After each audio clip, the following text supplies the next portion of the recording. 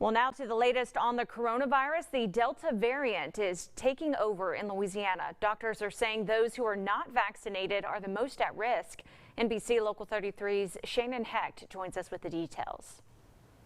Carly, the CDC says that the Delta variant is 31% of new COVID cases in Louisiana and the surrounding states. And doctors are continuing to make a push to get more people vaccinated, as it appears to be the best defense against the strain.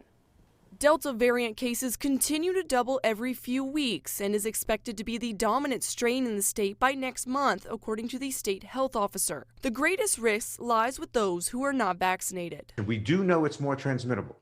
Now, we don't yet know everything about whether it's more virulent, but you know that if it's more transmissible, then that means more cases, and more cases means more hospitalizations, and that means more deaths. With the variant being easier to spread, more of the younger population is catching it. The Louisiana Department of Health reports 24% of new COVID cases are in people 18 to 29. After the state announced its $1 million vaccine lottery, more than 55,000 people got a shot. I'm continuously, really taken aback and thankful that the variants, somewhat surprised to be honest, that the variants remain a good match for the vaccines. Dr. Cantor says Moderna and Pfizer remain between 80 to 90% effective against the Delta variant. Louisiana remains at the bottom of the list, with only 34% of people 12 and up getting both their shots. If we don't get more people vaccinated, if the virus spreads, it's just going to increase the chance that we have some other variant down the road that might be even harder to deal with. While new cases and hospitalizations are lower, doctors are concerned it will continue to grow. It's going to affect